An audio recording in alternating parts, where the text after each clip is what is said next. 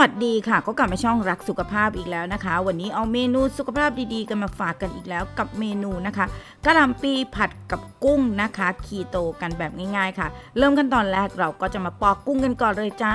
ปอกกุ้งปอกให้หมดปอกเปลือกให้หมดเลยนะคะและปอกให้หมดเลยนะคะเหลือส่วนหัวไว้นะคะจากนั้นค่ะไม่รอช้าเลยนะคะ เราก็จะใช้มีดนะคะผ่าตรงกลางจ้า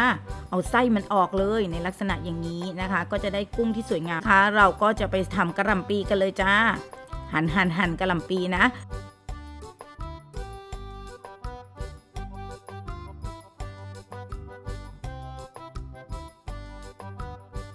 หลังจากนั้นเอาไปล้างน้ำนะคะแช่ด้วยเบกกิ้งโซดานะคะ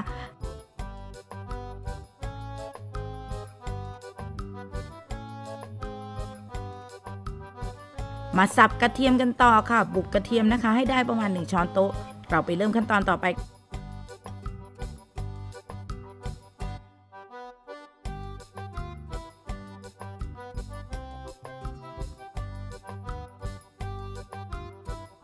กันเลยเราจะใช้น้ำมันมะกอกลงไปจ้า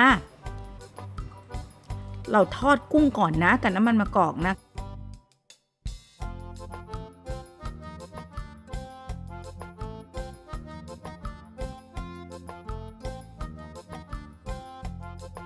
พอกุ้งนะคะออกเหลืองๆอย่างนี้นะคะตักพักเก็บไว้ค่ะ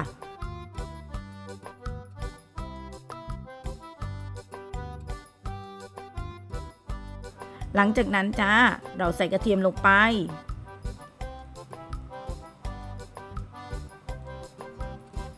และเคี่ยวกระเทียมนะคะให้เหลืองและหอมนะคะหลังจากนั้นค่ะเราก็จะใส่ผักลงไปนะคะนั่นก็คือผักกะหล่ำปีที่เราหั่นไว้เรียบร้อยนะคะใส่ลงไป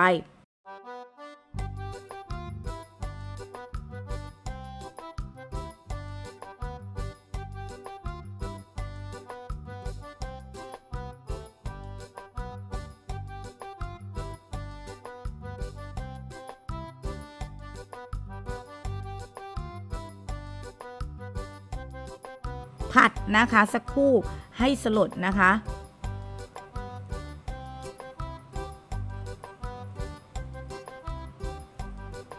เราใส่กุ้งนะคะที่พักไว้นะคะลงไปค่ะคลุกเคล้าให้เข้ากันนะคะน้ำของกะหล่ำปีนั้นจะออกมาแล้วนะในขั้นตอนนี้นะคะหรือใครถ้าเกิดชอบน้ำแฉะๆหน่อยก็ใส่น้ำซุปได้หรือน้ำเปล่าๆก็ได้นะคะหลังจากน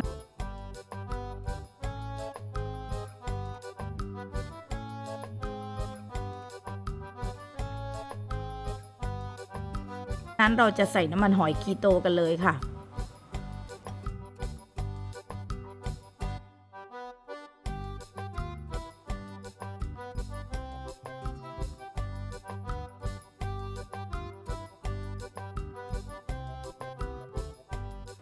ตามด้วยนะคะซีอิ๊วขาวคีโตค่ะซึ่งเราจะได้ความหวานจากกุ้งและกะหล่ำปีนะคะหรือใครจะปรุงรสใส่สารแทนความหวานเพิ่มก็ได้นะคะเสร็จแล้วนะคะสำหรับผัดกะหล่ำปีกุ้งคีโตแบบง่ายๆกันเลยนะคะเป็นการลดน้ำหนักแบบง่ายๆกันนะคะอยากให้ลองไปทำกันดูค่ะสำหรับคลิปนี้ทีมงานรักสุขภาพขอลาไปก่อนเจอกันใหม่คลิปหน้าสวัสดีค่ะ